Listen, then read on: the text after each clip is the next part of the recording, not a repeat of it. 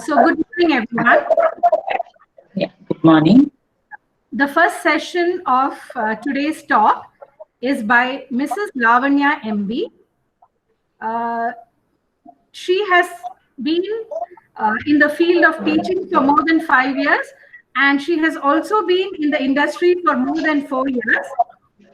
She was the Assistant Engineer, Urban Water Supply and Drainage Board, Mangalore Division, for about 4 years, after which she took up the teaching profession. She is basically a BE in civil engineering, ME in environmental engineering from UVP Bangalore, and currently Lavanya is pursuing a full-time PhD from VTU, and she is a full-time research scholar. So she has worked in various fields in her tenure as assistant engineer, and all her experience in the field and in teaching, she will be talking to you today. So without much further discussion, I would like to hand over the platform to Mrs. Lavanya. Lavanya, you can take Thank you. it. Lavanya. Thank you for the introduction, Sana ma'am. Yeah, good morning, everyone. I'll present the screen now.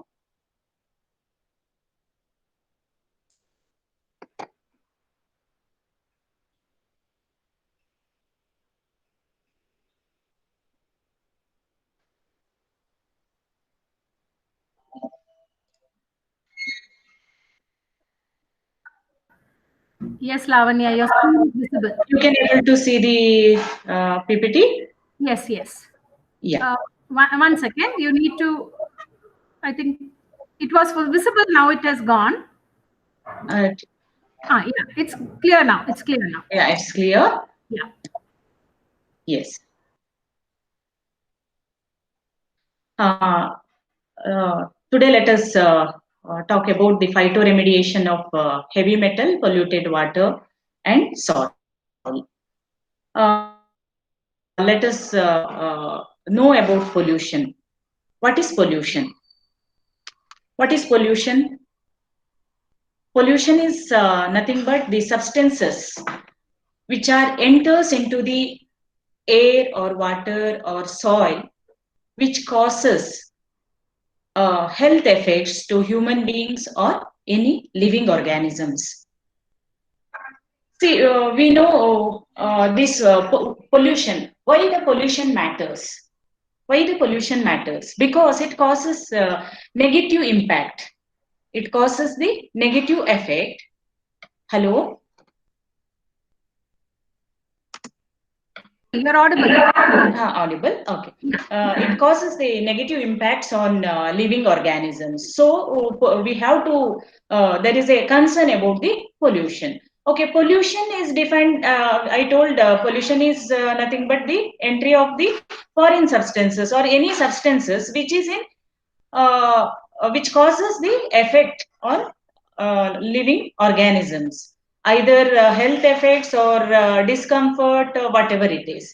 Okay. See, pollution always has source and recipient. Source is nothing but where the pollutants originate, and recipient is nothing but where the pollution ends up.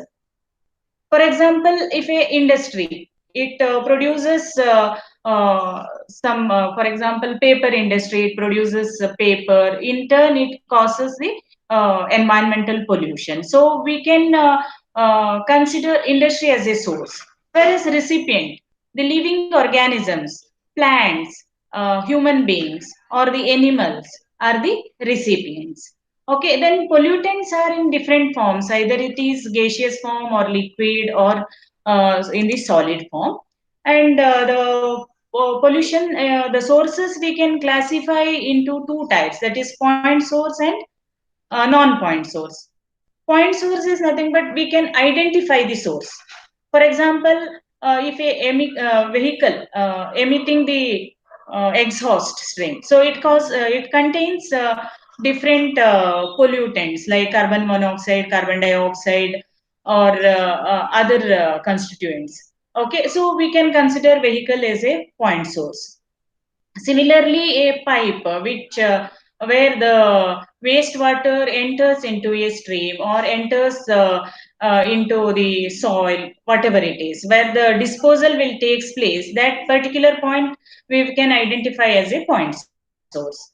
Then what is non-point source? Non-point source means it is not possible to identify as a single source. We can call it as a diffuse pollution. That means the particular source cannot be identified.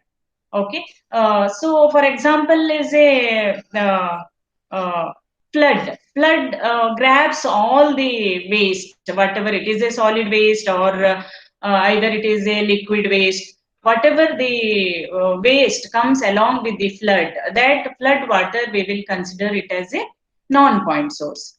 Okay. Then see, these are the some sources of pollution. This one you can see the air pollution from a industry.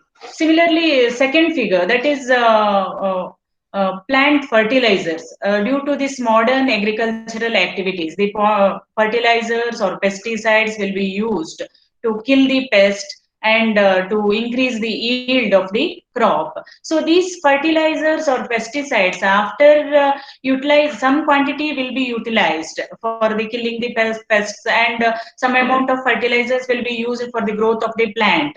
So remaining, what happens? The fate of the pesticides or fertilizers which enters into the soil environment. Finally, what happens to that?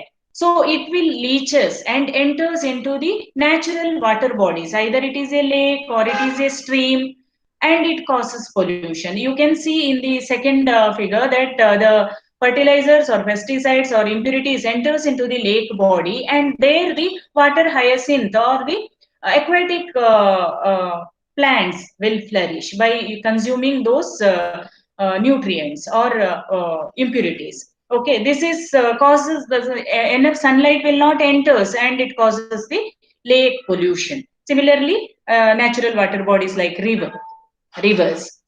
Okay, next here, third one, like this vehicular pollution. If the vehicles will not be serviced properly, or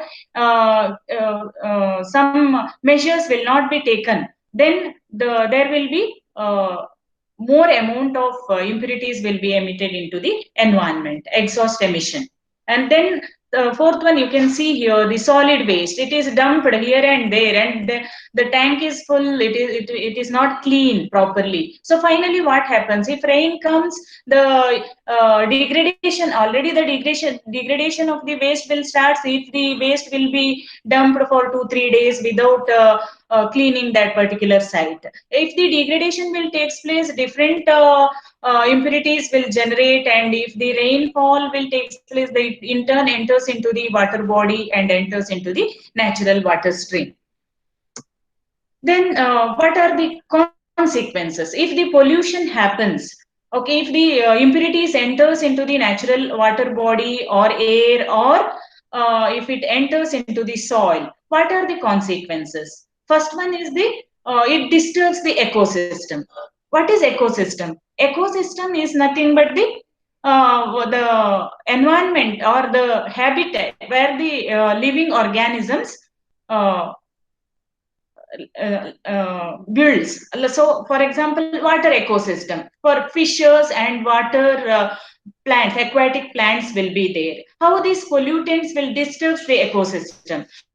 For example, air pollution due to the vehicular emission or the industrial waste, the air pollution will takes place. These impurities enters into the air, and pollution will takes place. If these pollutants contains sulfur, so during the rain, or some solid particulate matters will deposit on the surface of the leaves or the surfaces of the buildings, etc.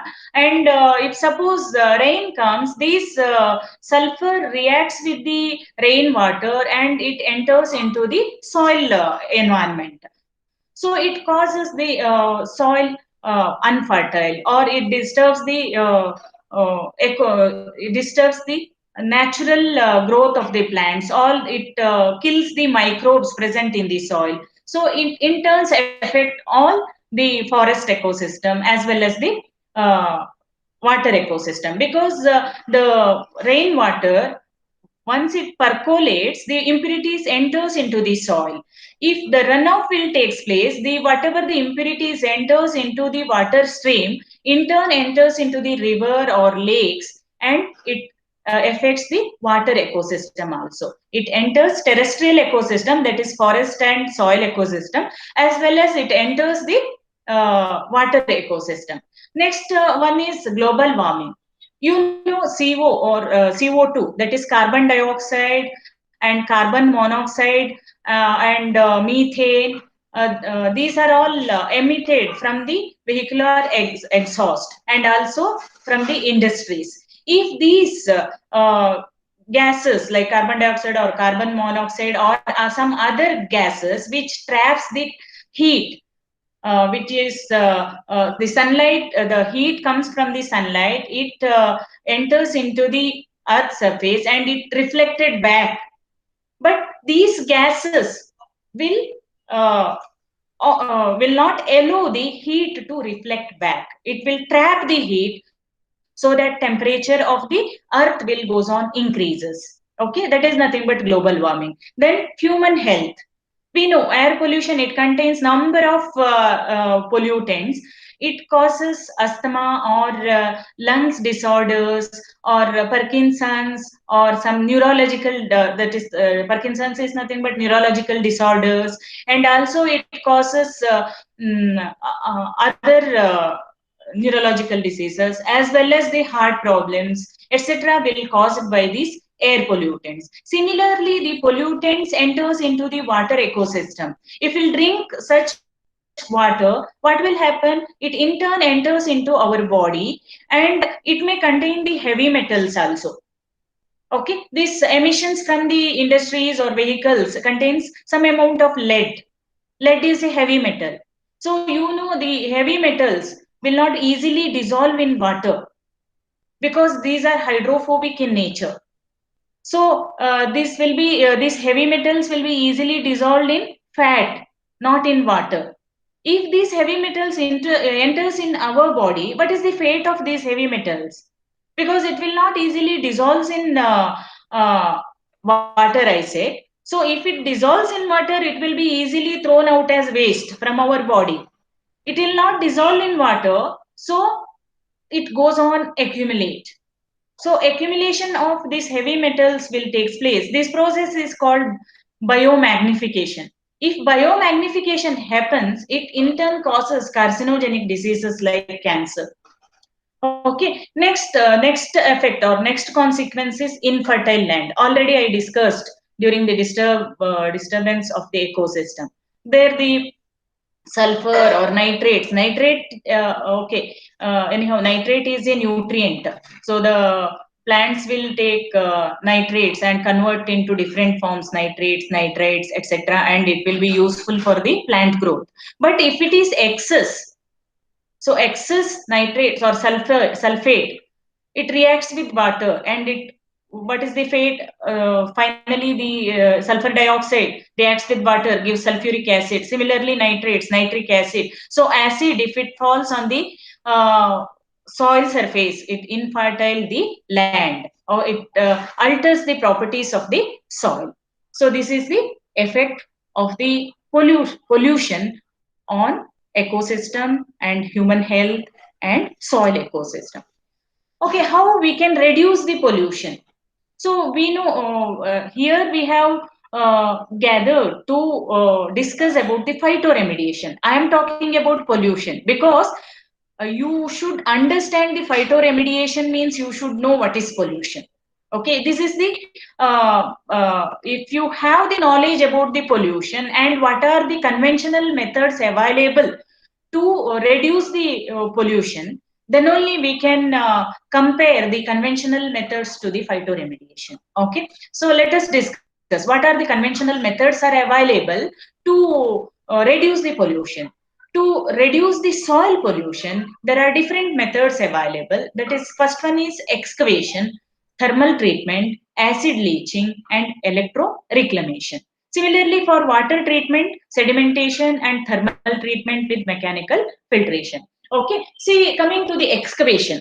So, if the soil it is polluted by metals, or the soil is contaminated by heavy metals, or any other volatile organic compounds, so what we have to do, the methods available for to reduce the pollution is excavation or thermal treatment. Excavation, in the excavation, the whole area, which the site where the pollutants are more, so in such areas, the soil will be uh, removed, and it will be flushed either by using acid additives or basic additives or the surfactants.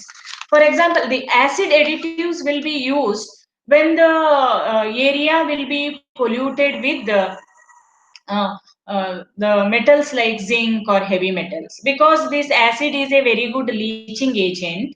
So it leaches the metals, and it converts into different forms so that it will be easily dissolved or precipitate in the water and easily can be removed. So this excavation and flushing will takes more time and more workmanship.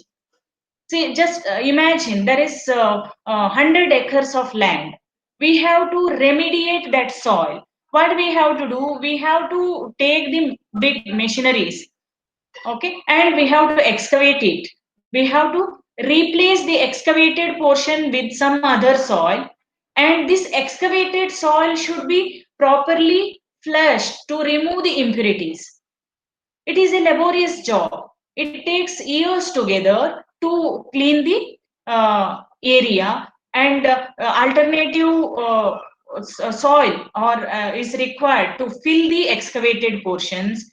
And after purification, we have to think about the soil, where to dump, what to do. And if it contains more heavy metals, we have to go to incineration. Is it possible to incinerate huge quantity of soil either at in situ or ex situ? It is not. It is difficult, or it is a laborious job, and also it creates uh, problem, or either it because large machineries will be used for the excavation, and all the surrounding area will be affected. Noise pollution will be there. Okay, next is that is about the excavation. In during excavation, the soil will be removed, and it will be cleaned. Either the same soil, cleaned soil, will be used for the uh, filling the excavated part, or the other soil will be bring from the other area and it will be filled. Okay, and next is thermal treatment.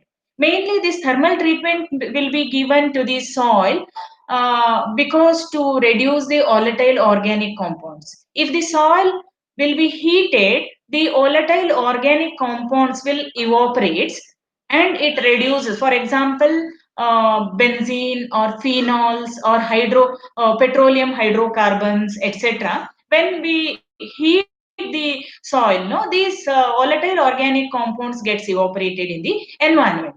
Okay, how to do this thermal treatment? For the thermal treatment, the alternative current will be passed through the soil by using the electrodes, and this heats the soil from 70 to 90 degrees centigrade. When the soil gets heated, these hydrocarbons gets evaporated and changes into one form to other form. So, and it changes into volatile form and gets evaporated into the environment. But if the volatile organic compounds evaporated in the environment, again it causes air pollution. So during excavation, the noise pollution will be there, and other workmanship will be more, and it takes more time. And similarly, in thermal treatment, air pollution and other for example, if the soil is heated, the soil properties will vary. Definitely, the soil properties will vary. So it affects the natural soil structure. Okay. Next is this is the second treatment. Conventional treatment will be given to uh, uh, remediate the polluted soil. Third one is acid leaching. I said this during excavation, acid additives will be used, or alkaline additives will be used. Alkaline additives will be used to reduce the phenols or to remove the phenol or some type of hydrocarbons also. Okay, basic. Then surfactants also will be used. Okay, if these acid or alkaline solutions or surfactants will be used, it in turns reduce the properties of the soil. The soil become barren. We have to leave the area for a few years, and then only after reclamation we can use it for agricultural activities. Next is electro reclamation. Electro reclamation and encapsulation. Okay, here electro reclamation and encapsulation is same as the similar to that of the thermal treatment. Here electrodes will be used, and the soil where the impure or soil which contains the contaminants will be converted into a huge solid mass, and it will be encapsulated with the layer, so that that mass remains as a huge solid mass. These pollutants will not migrate from the, even if the soil water enters through that mass, so it will not react because it is converted into a solid mass, so it is inert mass. Okay, so this is the other method, that is electro reclamation method. It in turn affects the soil properties. Next, coming to the water treatment, uh, that it links this soil pollution links with the groundwater. So if soil water gets polluted due to these contaminants, heavy metals or other hydrocarbons, phenols or oils, fats, etc., so it in turns passes through the voids of the soil and enters into the groundwater. Groundwater, somewhere, for example, springs or some oozing of the water will take place, and it will be, if there is a depression, the water will oozes and it creates the lake. Right? This groundwater connection will be there for the surface water bodies like lake also, or lake or streams, etc. So this water can be this polluted water can be reclamated or remediated by using sedimentation. You know, you would have studied the sedimentation in your uh, environmental engineering, that is water supply and water supply. Okay, in seventh semester. Here, sedimentation is a process where the velocity of the flow will be reduced, so that the velocity of flow, the settling velocity will be more, and the flow velocity will be reduced, so that settlement of the larger particles will take place. To enhance the sedimentation, we will use coagulants, coagulant and flocculation. Coagulation and flocculation enhance the sedimentation. That you know, you would have studied. Then thermal treatment with mechanical filtration. Thermal treatment, here also water contains some volatile organic compounds. To remove that, thermal treatment will be given, so that when the water heated up, the VOCs will evaporate, and mechanical filtration also reduces some sedimented particles from the water. These are all mechanical, like equipment based, and also the electricity also required to heat the soil or water, whatever it is. So for these treatments, so compared to this conventional method, if we'll compare with the other bioremediation methods, what this one end results is nothing, is it this conventional methods will be costly compared to that of the phytoremediation. As I told you, during excavation, large amount of soil should be excavated, machinery is involved, and we have to fill the earth. So, and similarly in thermal treatment, electrodes and a large amount of electricity, alternative current is required to heat the soil. Compared to this bioremediation method, this method is costly and not environment friendly, because it evaporates the or secondary pollutants will be formed during the remediation of the soil or water. So it in turn affects the environment, and it is not effective also. We can't say all the impurities will be removed from the soil, or all the impurities will be removed from the water. So some traces may remain. Okay. Next, then what is the alternative solution? Alternative solution is bioremediation. What do you mean by bioremediation? Bioremediation is nothing but using the naturally available plants or microorganisms or bacteria to remediate the soil or water. So bioremediation can be divided into phytoremediation, microremediation, or macroremediation. Let us discuss about the phytoremediation. Let us concentrate on phytoremediation. Okay, what is phytoremediation? Phyto is nothing but plant. The plants, different types of plants will be used to clean up the contaminated soil or the water, either it is surface water or groundwater. The what is the advantage is the ability of the plant to take up the heavy metals or these plants. What the plants will do, it will absorb the heavy metals from the soil, and the heavy metals are accumulated in the shoot system or root system, and sometimes the decomposition will occur within the plant body, and degradation of the organic complex organic matter into simpler orders, and also some volatilization or the evaporation of the some of the impurities will take place. So mainly plants, naturally available plants will be used to remove the impurities from the soil is called phytoremediation. So these we know that plants will grow by absorbing the nutrients, either sulfur compounds or nitrates or phosphates from the soil. But along with that, these heavy metals also absorb. But some plants will not absorb. It will take only required like phosphate, required nutrients like phosphates or sulfurs or other required nutrients will be absorbed, and the uh, growth will be takes place. But some plants will be there. Those plants, along with the nutrients, those plants absorb the heavy metals also. Such plants we will call it as hyper accumulating plants. These plants, what will happen, this absorbs the heavy metals and goes on accumulating the heavy metals in their plant body, either shoot or root system or leaves or fruits or nuts, whatever it is. Okay, then once the metals are accumulated in the shoot system, this shoot system will be processed to remove the heavy metals. Okay, see what are the what is the example for the hyper accumulating plants? For example, this Catharanthus rhosus. In general, in Kannada, we will call it as Nitya Pushpa.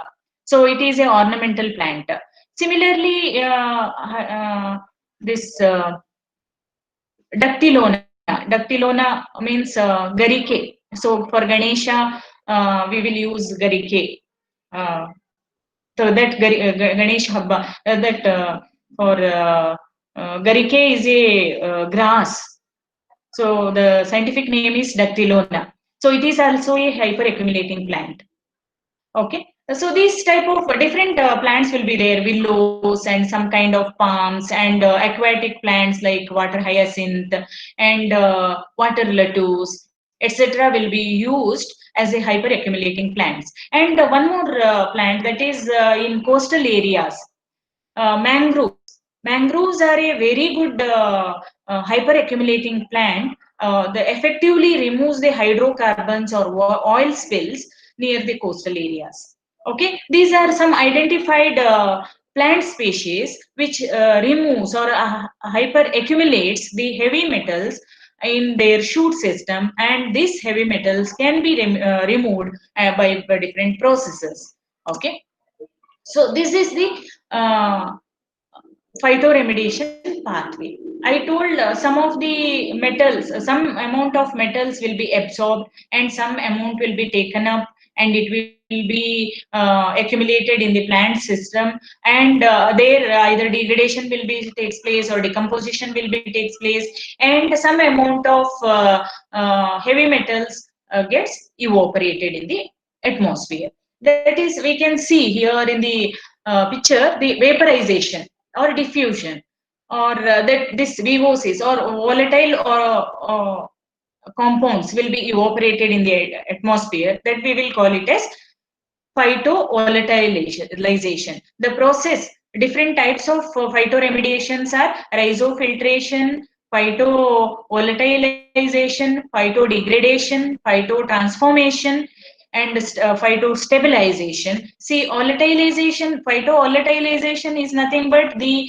heavy metals is taken up by the plant root and it enters into the shoot system. These plants are acts as a pump, for example, submersible pump. If we'll take up the water from the bore wells, how it take up the water, the pump, how it takes up the water. Same way here, the plants will absorb the water along with the heavy metals and it enters into the shoot system. There the evaporation of the volatile compounds will take place. That we will call it as phytovolatilization. And some amount of metals will be decomposed or degraded or transformed from one status to the other or complex form to the simpler form. That is called phytotransformation.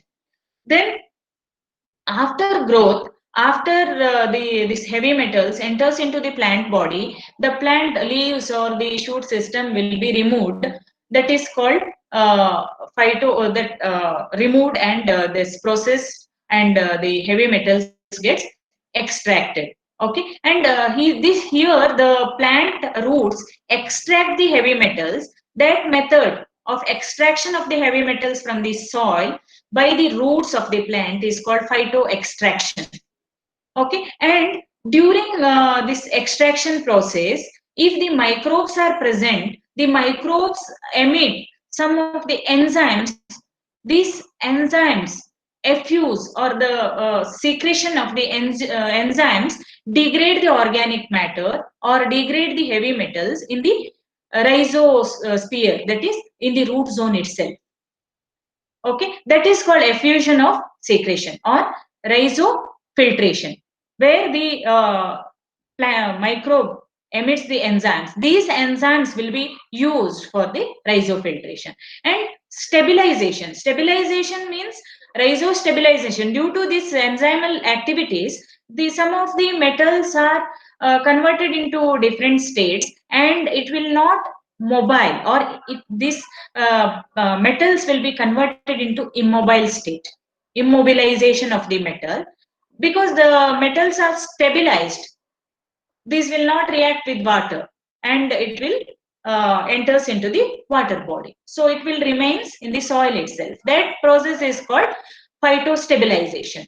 And phytoabsorption, absorption is nothing but absorbing the heavy metals and taking it to the shoot system. That is called phytoabsorption. The types of phytoremediation is phytoextraction, phytodegradation, phytovolatilization, phytotransformation, phytofiltration, or it is also called rhizofiltration, phytostabilization, and rhizodegradation. It takes up the organic compounds, it will be converted into different forms, and finally it will be converted into carbon dioxide and water. And this excess carbon dioxide increase the microbial activity, and this enzymal secretion will increase, so that the phytostabilization also enhances. And in groundwater also the same processes will takes place. Okay, that whatever we have discussed, that is rhizofiltration, phytoextraction, phytotransformation, it transferred from one simple complex form to the simple form, and phytostimulation. Stimulation is nothing but this enzyme will stimulate the phytoremediation activity. Okay, then stimulation of microbial or fungi degradation to release the enzymes into the root zone, the rhizosphere. Okay, then phytostabilization. Then where this phytoremediation is applicable, what type of contaminants can be removed by using phytoremediation?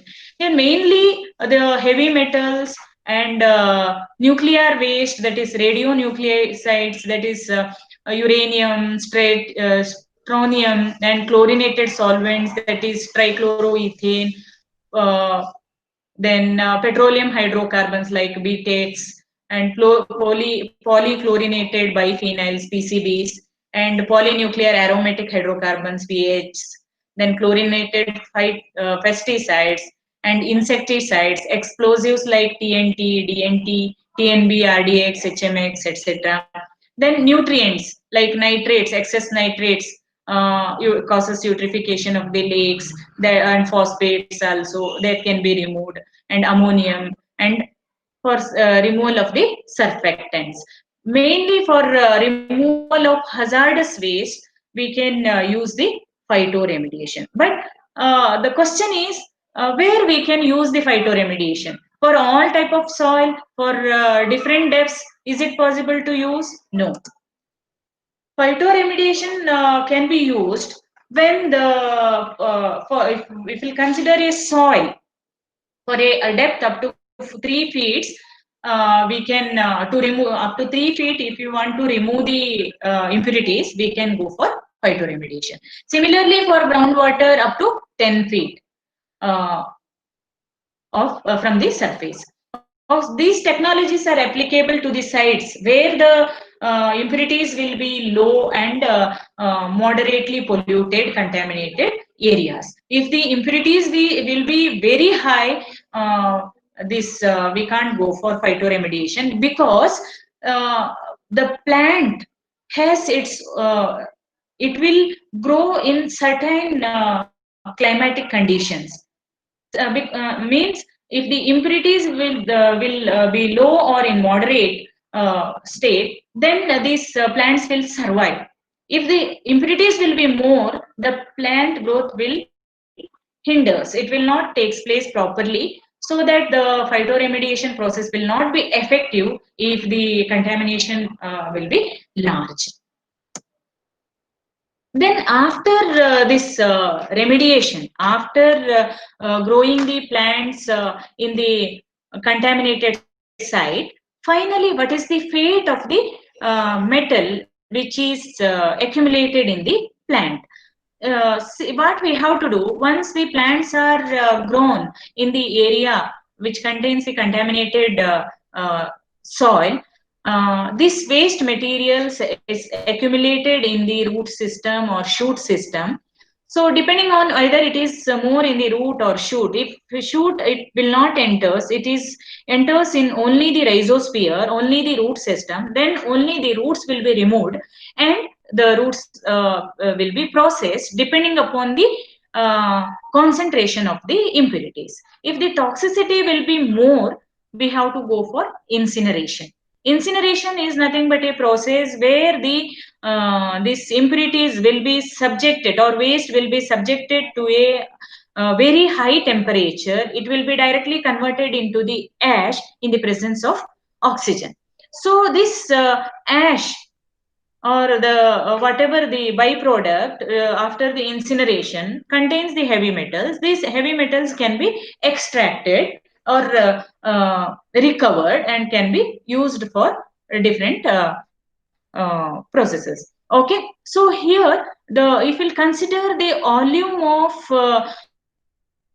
ash byproduct generated due to the phytoremediation, and in case of soil pollution, in case of soil pollution, we will grow the plants and will harvest the plants, and we will convert it into ash by using incineration. The volume of the ash generated and the soil in the excavation method, the volume of soil excavated, if we'll compare the volume of excavated soil for the conventional method and the volume of ash generated, the ash will be only 10% of the volume of the soil excavated for the conventional method. So the volume of the waste generated is very, very less here, so compared to the conventional method. Next is this organic compounds. I speak about this whatever I have discussed about the metals, heavy metals. Now if it contains the organic contaminants, if it contains the organic contaminants, the organic contaminants will be converted into simpler forms. If the organic impurities will be converted into simpler forms, means it is not required to dispose of such plants. For example, if hydrocarbons will be converted into carbon dioxide and water. So no need to go for further disposal of those plants. So as it is, we can cut off and we can leave the plants there itself. These plants will be used as a manure there. Understood. Only if the plants contains root system or shoot system contains higher quantities of heavy metals or impurities, toxic impurities, then we have to go for incineration. If it is not there, we have to just dispose of like that. Then most commonly mentioned process of dealing with metal enriched plant material is controlled incineration. That is what I said. Then if the toxicity will be very high, then we have to go for vitrification. In the vitrification, it will take place in the incineration in the presence of oxygen. Vitrification is burning of the waste with the very high temperature in the absence of oxygen. Okay, and radioactive substances. What is the fate of radioactive substances? Radioactive waste, we know it takes thousands of years for the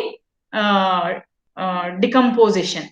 Okay, so either we have to go for landfilling or other disposal methods. It is difficult. So best method is landfilling. Whatever the plants absorb the radioactive substances will be harvested and it will be properly landfilled, and proper measures will be taken.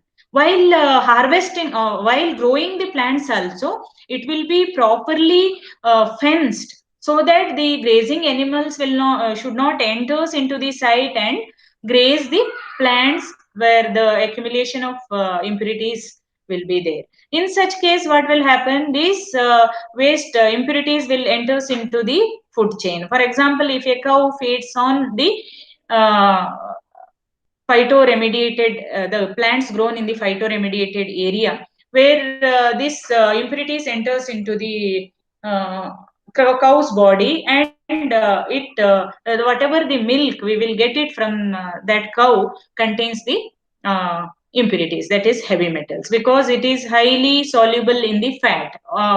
Milk is a milk contains fat, so it easily dissolves and it in turns enters into the human body. Then other methods of plant tissue treatment, so still it is under investigation. That is, after harvesting, what going to be done? Either it is heated under sun, or air drying, or composting, or pressing and compacting, or leaching. Leaching is nothing but using the leaching agents. Leaching agents, EDTA, can be used, and similarly some other leaching agents will be used to remove the impurities from the harvested plants. Next is one minute. Next is groundwater remediation methods, that is rhizofiltration.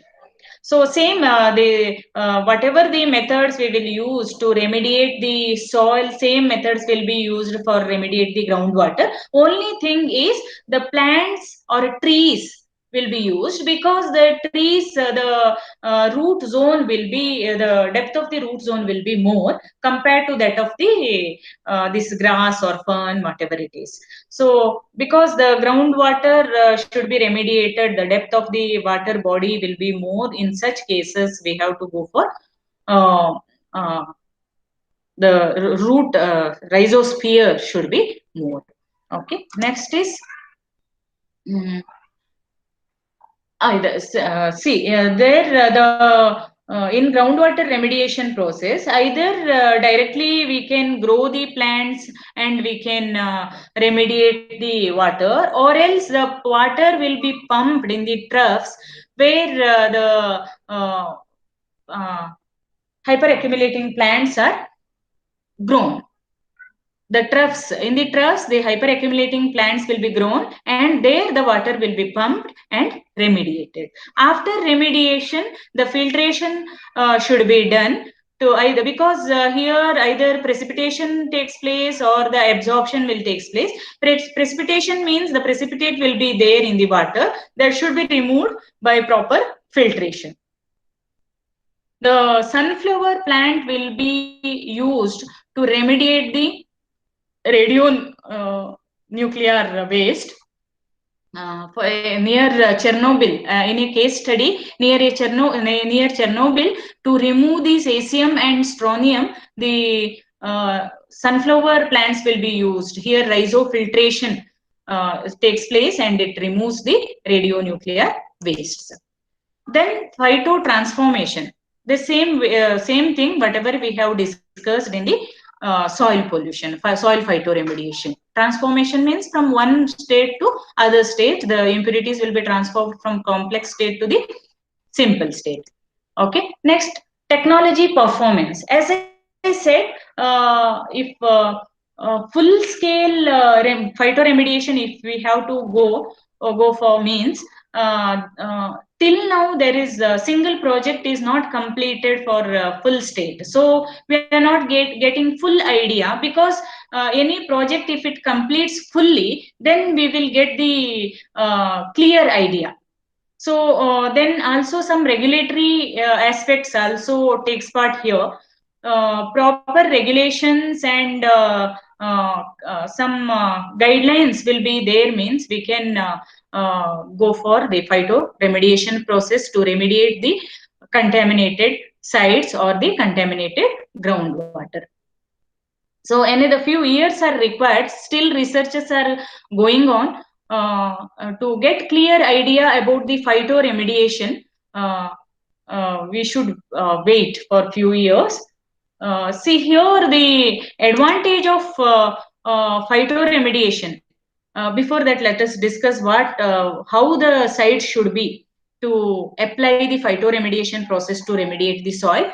That is the climatic condition, whether the plant can be survived in such a climate. If the climate is very cold, if we'll use the plants where the plants will be survive in the heat climate, it is not possible to remediate the soil effectively. So site characterization is important, climatic condition is important, soil water chemistry is also important. So we have to check the soil water is enough, or it is convenient for the growth of the plant, and what is the concentration of the contaminants, if it is moderately contaminated site or low contaminated or highly contaminated, that also we have to check. Then preliminary field testing should be done to assess the soil parameters and also all these climatic conditions. And full scale remediation is possible or not, that also can be checked. And disposition, how to dispose the affected plant material, that also we have to plan properly before going for phytoremediation. Then compared to this cost, I told you that conventional method is costlier than that of the phytoremediation, because in phytoremediation, we are directly using the naturally available plants.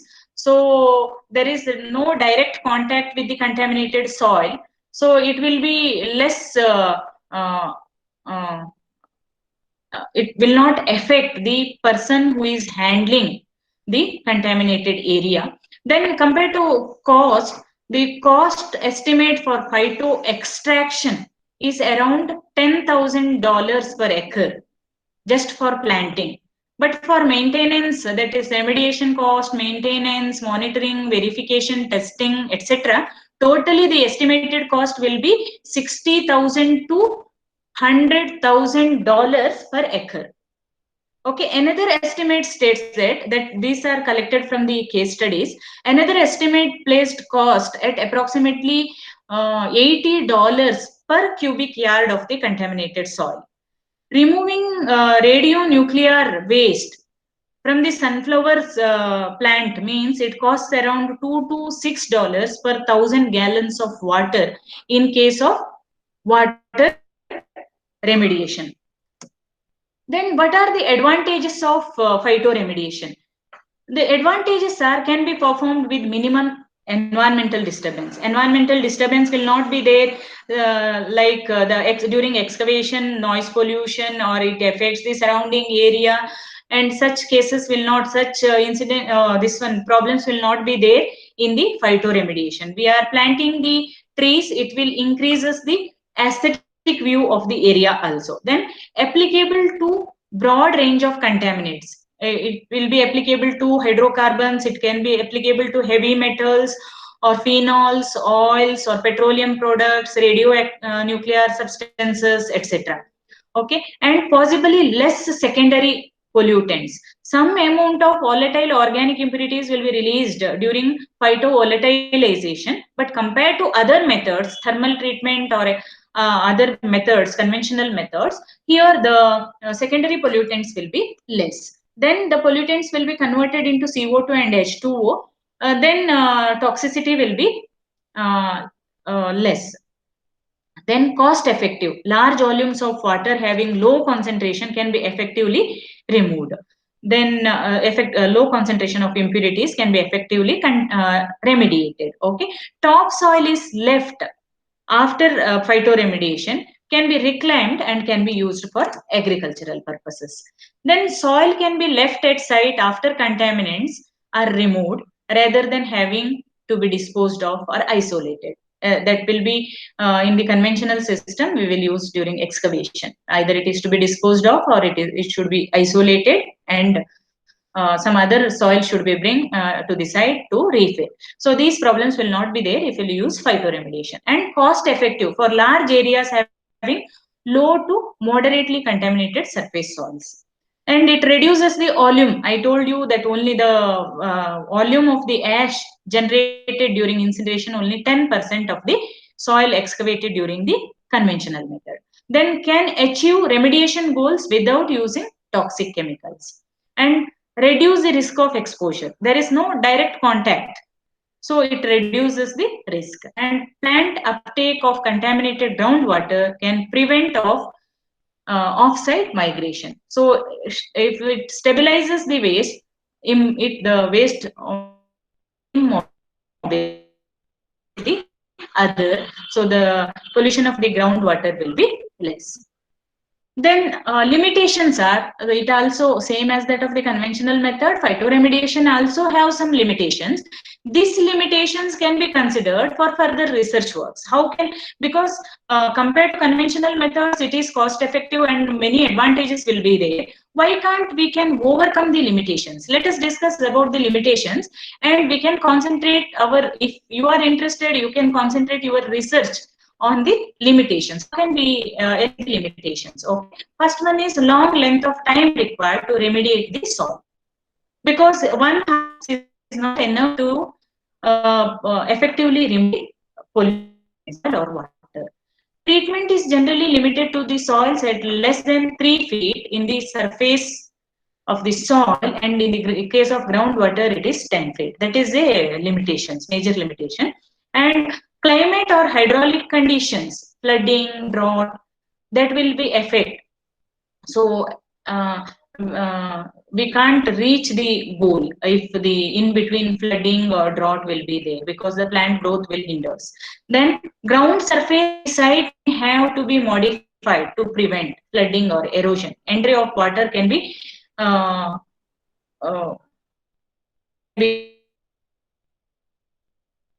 restricted by providing a bund or enter the food chain through animals or insects that eat the plant material containing contaminants. As I said, if the cow grazes in the field, so what will happen? So that can be avoided by proper fencing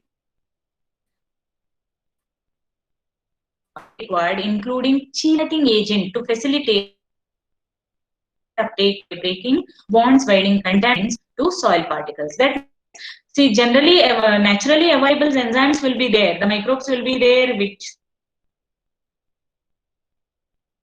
activities are not enough to enhance the phytoremediation. Artificial chelating agents should be used to enhance the phytoremediation. These chelating agents also causes pollution. So for that some regulatory aspects also we have to consider. Okay, that's all. So these are the some hyperaccumulating plants. Azolla.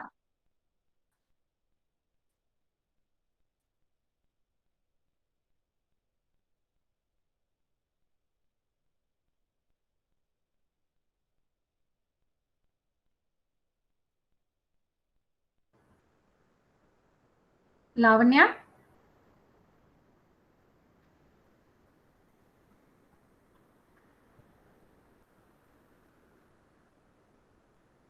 Lavanya, you're not audible.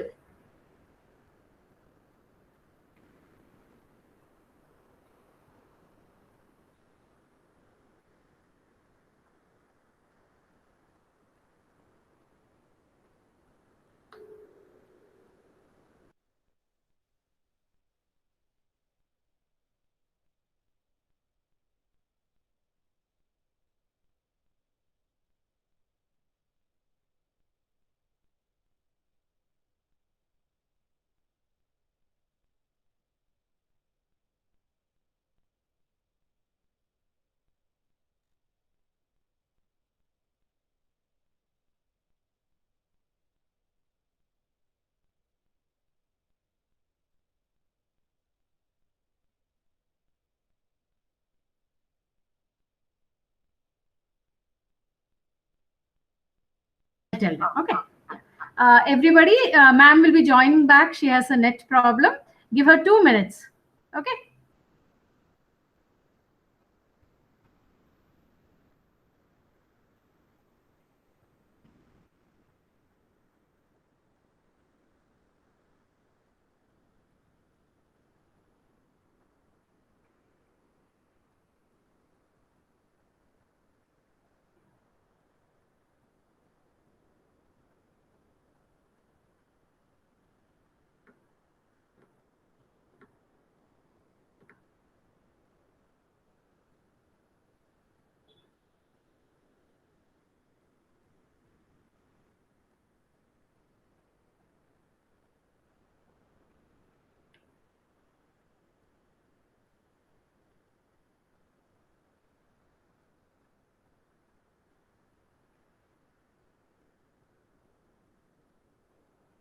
Yes, Lavanya, your slide is visible now.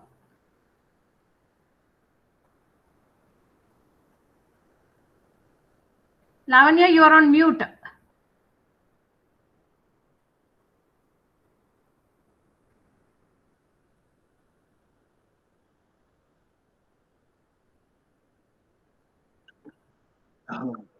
Hello.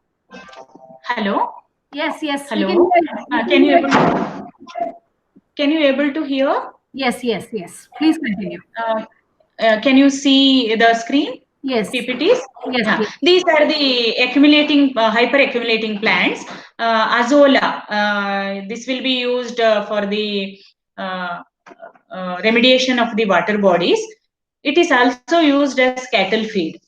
Then willow, it is also used as a hyper accumulating plants for the soil remediation. Then sunflower is used to remediate. It is all the plants whatever I am showing is hyper accumulating plants. Sunflower will be used to remediate the nuclear waste, and water lettuce will be used for remediation water bodies. Then spinach, common wheat. Then Indian mustard is a very good hyperaccumulating plant. And this Cinnadonia dactylona, it is nothing but garike. So I have already used this for remove the heavy metals, lead and arsenic. So around 90% of lead and arsenic will be removed effectively by using this. I have used the phyto, that means the powder of this plant for the removal of the heavy metals. Here, adsorption and absorption processes will be considered. And this fern will be used for the shallow, remediate the shallow depth in a water bodies, as well as that is waterlogged areas. There is wetlands and also in the soil. Then Catharanthus rosas, we will call it as Nitya Pushpa. This is also a hyperaccumulating plant. Datura and Lantana camara is also a hyperaccumulating. Then mangroves. So these plants will be grow in the seashores. This is a very good hyperaccumulating plant to remove the hydrocarbons and oil spills in the rivers and oceans, that is near the seashore where the river joins the sea. There these mangroves will grow. So this will remove the hydrocarbons mainly. Then hyacinth is also a very good hyperaccumulating plant. That's all. These are the references I have used for preparation of the PPTs, phytoremediation. Okay, thank you. Any questions? Yeah. If there are any questions, you can please ask. Unmute yourself and ask if you have any questions. Okay. I think nobody is unmuting. Lavanya, thank you very much. Yeah, thank you. Thank you very much for giving me. Yeah, civil engineering department, staff, faculty, and students from all their side. Thank you very much. Yeah, thank you. Thank you for you, ma'am, for giving me the opportunity. Thank you for HOD of Civil Engineering for this opportunity for me to deliver a webinar on phytoremediation. Thank you. Thank you once.